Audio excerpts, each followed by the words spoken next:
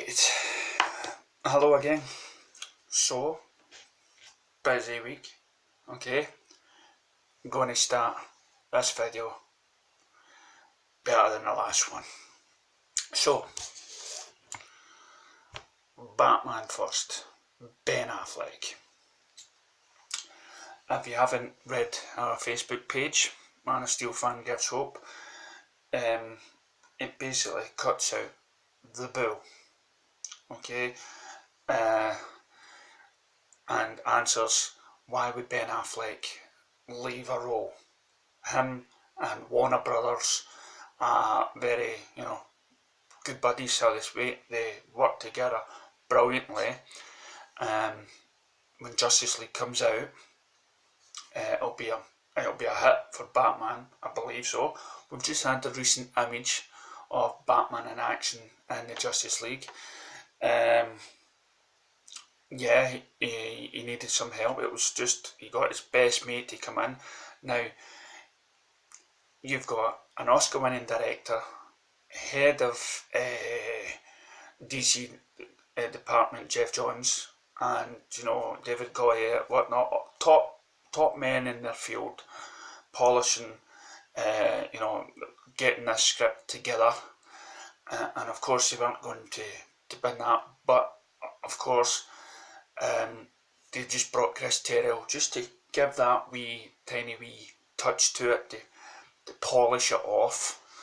Okay, so that's more and Chris Terrell won an Oscar. Okay, so it's good. A lot of stress on Ben, takes it off, he's fine. The post from John Campea. Okay, now if you look at, what do you call it? Film Junkie, he mentions it himself. It says he was ready to attack John Campea, but then he read what he actually said, and this is one of the things I'm going to be talking about later on, about journalism and critics and bias and everything else. And also another thing that came up, I'll get back to that. But also what you got is, some people said, Ben Affleck, he's in his 40s. He can't, he's a tired man, he shouldn't be playing up. Excuse me. Have you seen my daft video below? Okay, we're still all young at heart. Okay. Have you seen Expendables? Have you seen Schwarzenegger and Stallone kicking ass, okay, at their age? And let's look at the recent Keanu Reeves, John Wick 2, and he's 52. So no, what we've got is we've got an older, mature, brilliant sort of facial structure that actually looks like the comic, and he's a Batman fan. And let's not forget that great stuntman that did the fighting scenes. So what exactly is Ben Affleck too old for? Is he too old to wear a rubber suit? If so, most of us cosplayers, well, I'm not a cosplayer, no, I don't have the money all the time, I bloody expect the people to do. And mind you, a lot of cosplayers, pretty young and attractive girls, probably. So maybe that's not a good argument, but hey, listen, if I had the money and the time, I would dress up. And if I stayed in a city that sort of, loved that sort of thing, I would be out there Hollywood style, walking down the street, Hollywood Boulevard stuff, with the costume on. You're never too old, okay, to live the fantasies and stuff. And all Ben Affleck has to do is put on a suit. Okay, and with Warner Brothers, he'll need to, he'll make money, okay, he will make money, and this talk about, he'll make this film, the Batman movie, and then you'll have some sort of Robin come in, and he will then take on the man of the Bat. Do we want that? No. What new, has it got to the stage where we listen to these YouTube channels, like this one, and many others out there that are forming their own opinions. And we count that as news. Only take news from the source. Only worry about it if Warner Brothers has came out and it is fact. That is all. Now, oh, and another thing which we'll be relating a wee bit later is comic book cast, as well as another critic that a lot of people believe to be biased against DC and it's all Marvel thing. And it's comic book cast. Anyway, they've went out and they said bullshit to this, okay? This guy has said bullshit to the rumours that Ben Affleck is leaving and gives a reasonable idea. Now, what I hate about posts, right, on websites is the wording of it, you know, and they always try to put the wee dig in about somebody being, about people having mixed reviews and slightly more negative or didn't make them much money. They just put, I don't know how they phrase it sometimes, but always in a wee paragraph they put that in. You'll hardly ever get a full bit of news that's, you know, that won't have this wee bit, because it's journalism, okay? They're trying to reach for those other people that may have similar views and thinking for them. Suicide Squad. Fantastic movie. I loved it, and I will be once I've done the Man of Steel. We talking through it. I loved it. I had a smile on my face all the way through it. I thought the whole styling was brilliant, and yeah, there's people out there that say the story was slack, the villain wasn't good, and then every time I go on the internet I see cosplayers dressed up as Harley, dressed up as Joker, dressed up as Deadshot. These are characters that in the public's eye, I'm not talking about DC comic readers, but in the public's eye, they know who they are. I've got kids. I take kids to Cubs Scouts. They're all singing the songs. They're all pretending they're characters. So, and when it came to the UK, it was a 15. So and you've got kids now loving it and loving the style. Even Kevin Smith loved it, and Jeremy Jans or whatever his name is, he loved it. And the whole style was totally different what everybody knew. And now you've got people saying Mel Gibson is directing Suicide Squad. Mel Gibson directing Suicide Squad. Okay, yeah, I like Mel Gibson as the role, the characters he plays in Lethal Weapon, stuff like that. Same as Tom Cruise. Right? I love the films he does and everything else, and Mel Gibson, you know, his films have been good. The Apocalypto, not too hot on Passion of Christ because that's religious stuff. And he's probably made other good films out there, but he's came out, he's slashed BVS, he's slashed Marvel films, and you know, he had shown no interest in doing comic book characters, right? And probably because he's handled a war movie, he thinks he can handle a team. Listen, the director, David Ayer, done a fantastic job. He read a comic book. He had the author of Suicide Squad, one of the first books, compliment him. Yeah, you could say he was given a short period of time to do the film or to do the script, but it doesn't take a year to do a script.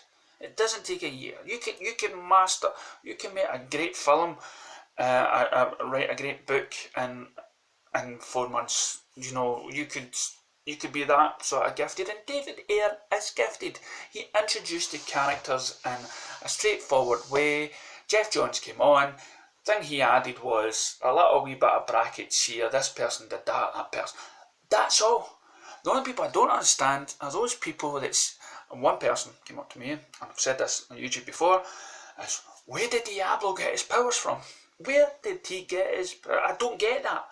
And I'm thinking, is that the only gripe you've got for the movie? Is that it? You know, and no, I don't believe Joker should have. David Ayer, you've done a great film. I don't believe Joker should have been a main villain. You're meant to prove that they could fight against Superman. So, no, Mel Gibson being director, nah. I would like David Ayer on the second one, and having more time and delivering another great film. But again, that's my own personal view. And I'm watching the time on my mobile here, so clock's running out for how much I can load. So critics biased, comic book cast, Smoes knows whatever it is. I've watched Smoes knows. Okay, one guy likes it, the other one doesn't. The wee thin one, whatever.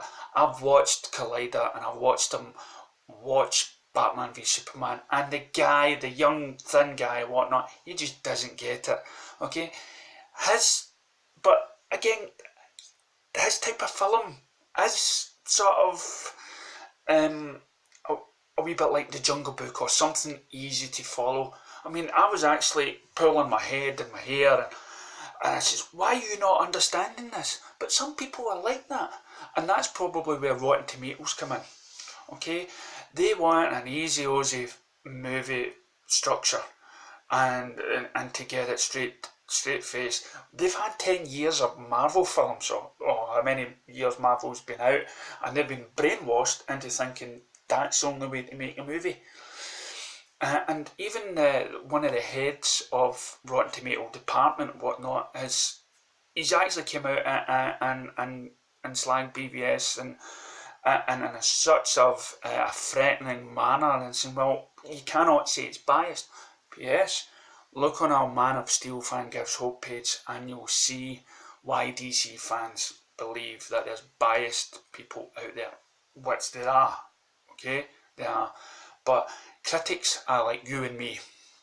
Okay, they form their opinion and they write it down. Now, campea, journalists need to report on anything that they get in news-wise. Okay, otherwise there'll be no news.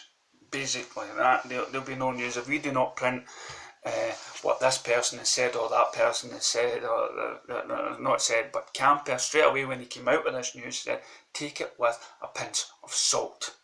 Now, some people saying he's biased. Me personally, I've watched Comic Book Cast. I've watched Smoes Knows, right?